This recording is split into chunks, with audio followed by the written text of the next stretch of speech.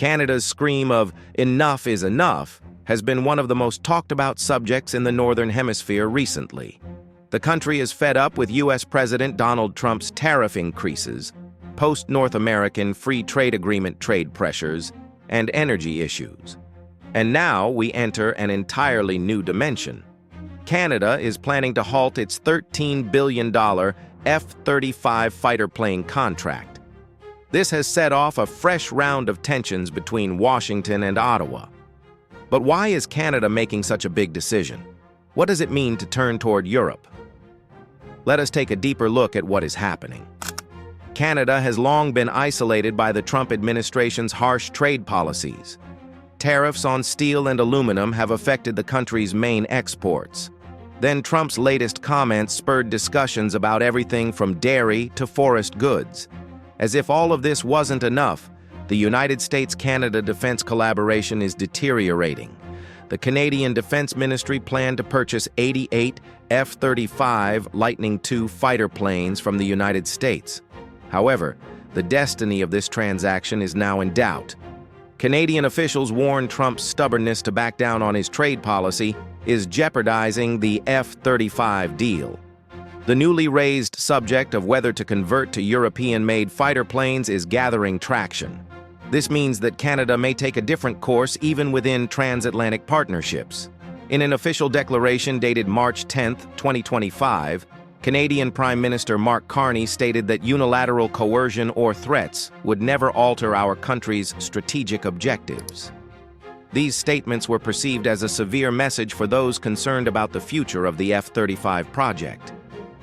Although the Washington administration did not respond directly to Carney's comments, certain American sources began to propagate suspicions that new penalties may be imposed if Canada does not back down. As a former central bank governor, Prime Minister Carney is well known for careful economic data analysis. Despite the hefty expense of canceling a massive defense project like the F-35, there is evidence that Carney is willing to take the risk. Carney apparently agreed to withdraw from the project on March 12, 2025, during a discussion at the Canadian Defense Ministry building that garnered no news coverage. Ottawa is examining alternatives to Lockheed Martin's 19 billion Canadian dollar, about 13.2 billion, acquisition of the fifth-generation aircraft fighter, Defense Minister Bill Blair said hours after being reappointed by incoming Prime Minister Mark Carney.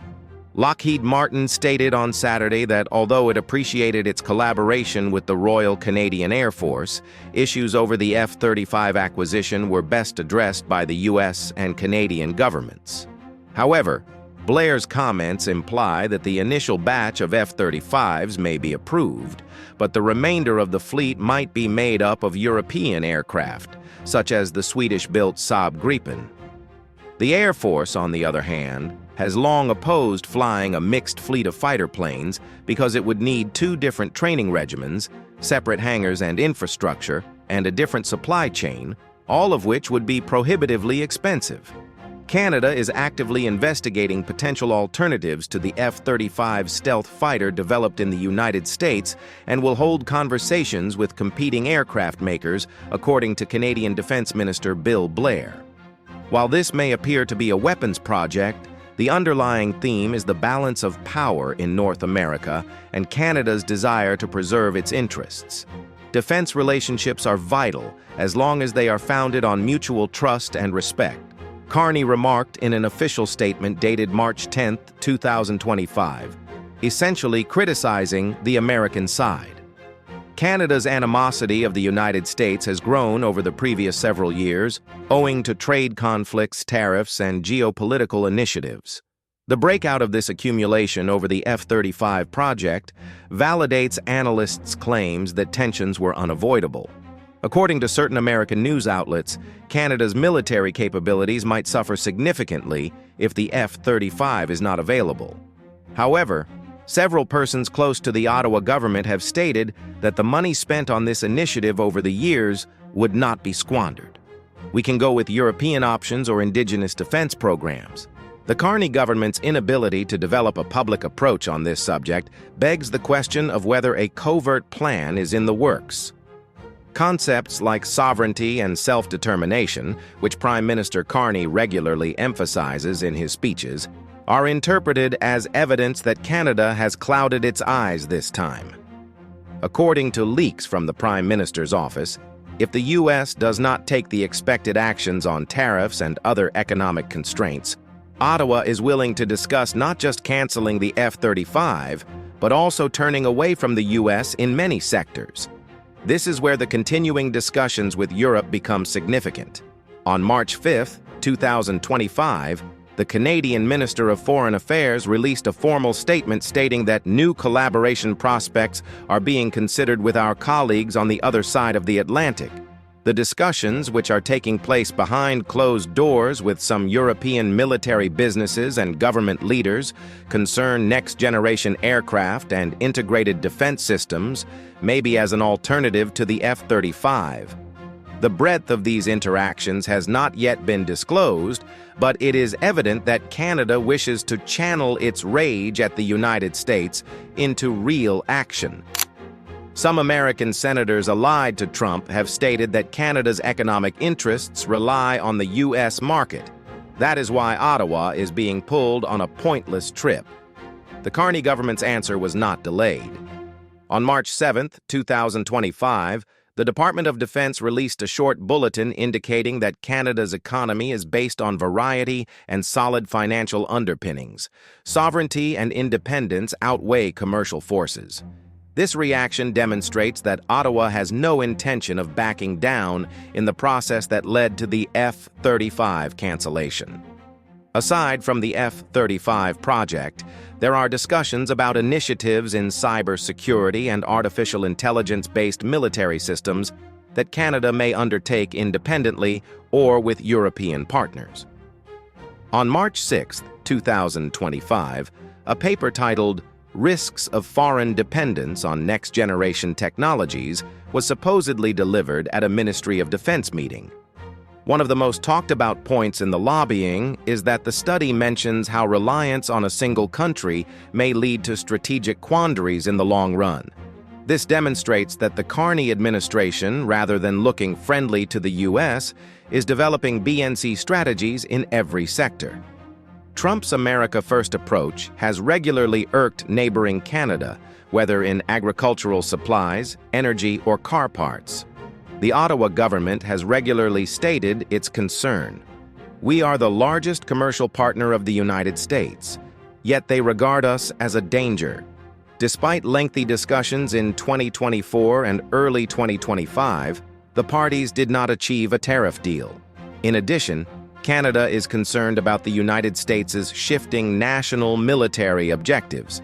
Everything had already piled up before the F-35 problem, and now the two so-called friends and allies are playing diplomatic chess. While Trump is pressuring Ottawa by threatening to revoke the customs exemptions it has provided, Canada is playing the retaliation game. Now threatening to cancel the F-35 agreement is one of the most significant moves in this chess game. Despite claims that there is a supply channel for parts, this cancellation will also affect Canada. Ottawa appears confident in their choice. So, why is the F-35 so important? The F-35 Lightning II is among the world's most sophisticated fifth-generation fighter planes.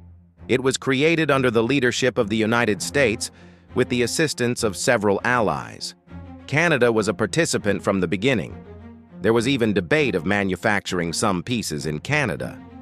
According to defense analysts, the F-35 is one of the most innovative aircraft of the 21st century, with benefits such as no airborne radar, superior sensors, and network connection. Therefore, withdrawing from this project will require the Canadian Air to explore alternatives in the long run. The upgrade of Canada's fighter fleet was crucial. The frigid temperature, wide topography, and closeness to the Arctic area all contribute to the requirement for a next-generation fighter. The F-35, while expensive and difficult to maintain, has been dubbed cutting-edge technology. Now, the decision to discontinue it raises questions about whether Canada may lose access to this technology. However, Ottawa appears to have taken this worry in stride, questioning if it makes sense to donate billions of dollars when Trump treats us this way. The European option: Eurofighter, Griffin, or Rafale. There has been substantial discussion about Canada looking to European ideas to replace the F-35. Eurofighter Typhoon, Swedish Gripen, and French Dassault Rafale are among the options under consideration.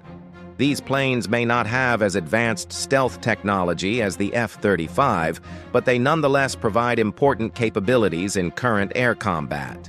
Furthermore, defense cooperation with Europe may imply a departure from the Trump administration's policies. So, reconciliation with Europe, how practical?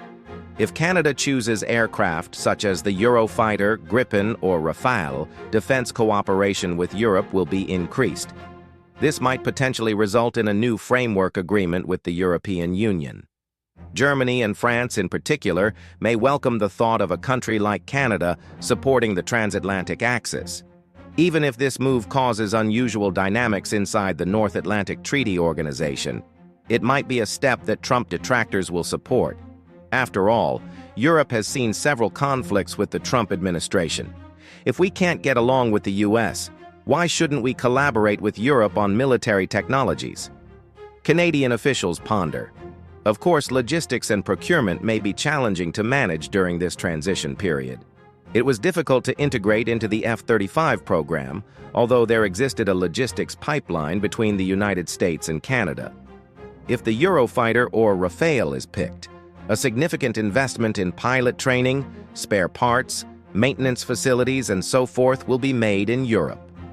However, Canada may be prepared to pay the price if the majority of people believe it is worth the sacrifice rather than being subjected to Trump's frequent policy diktats.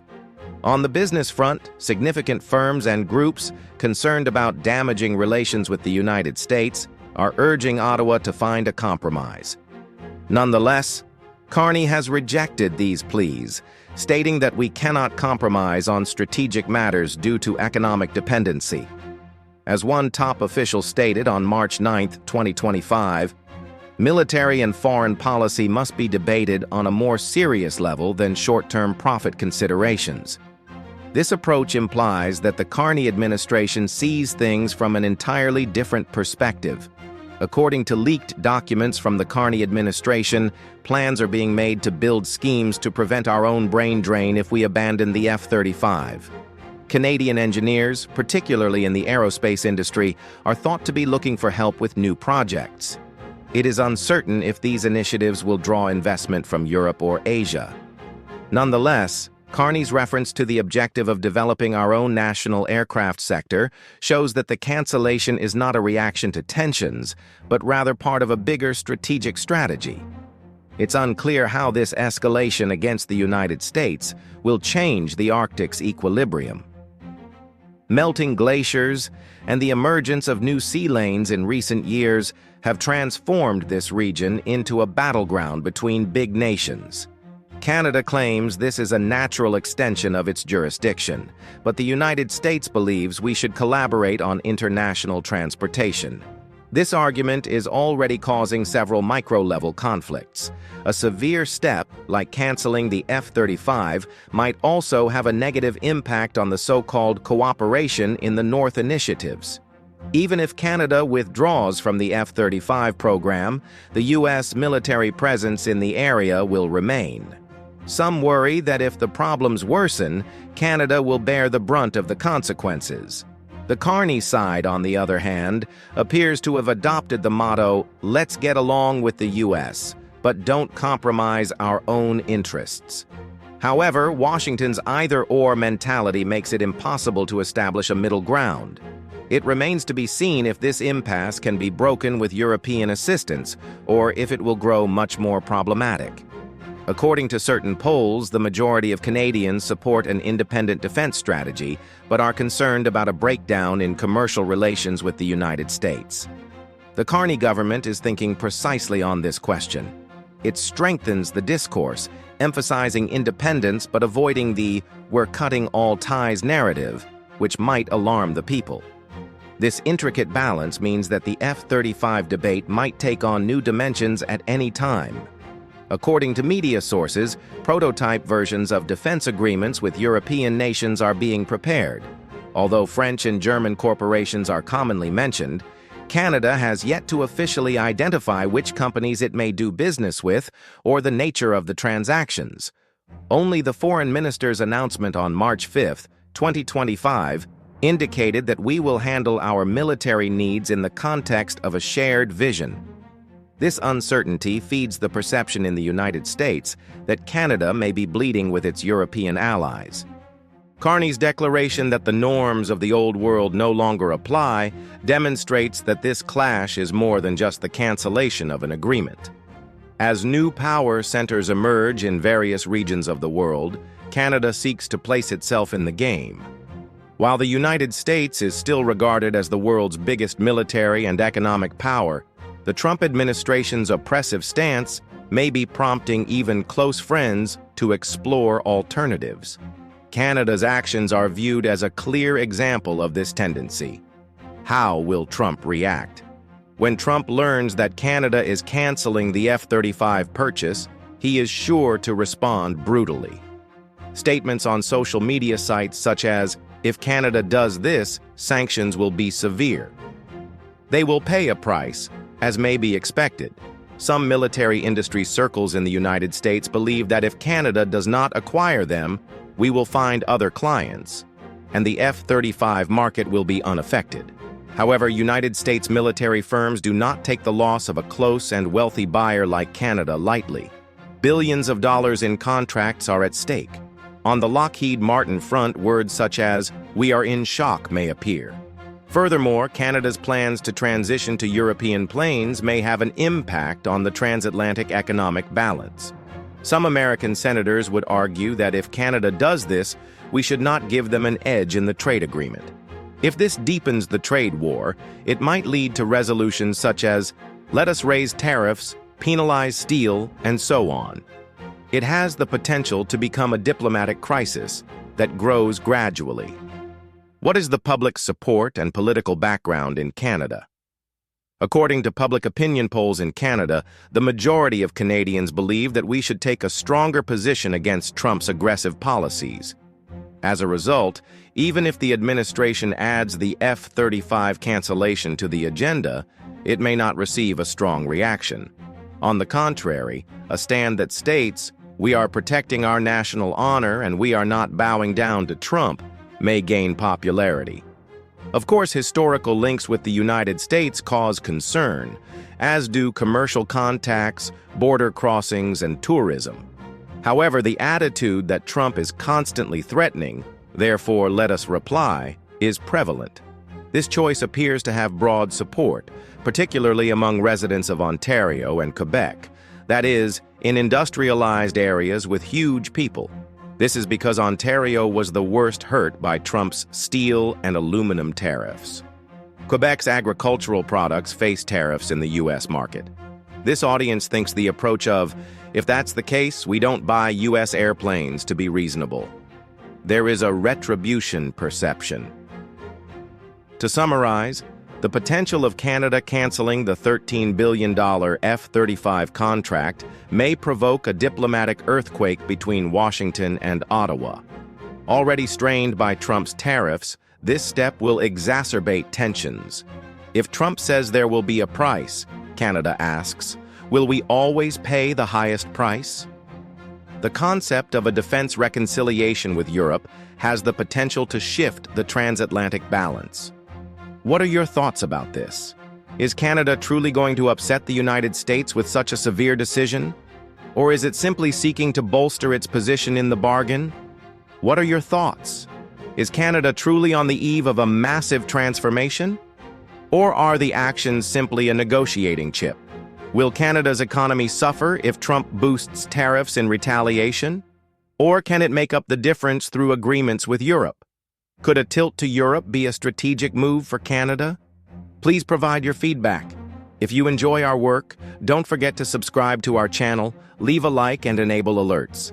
Thank you for selecting us.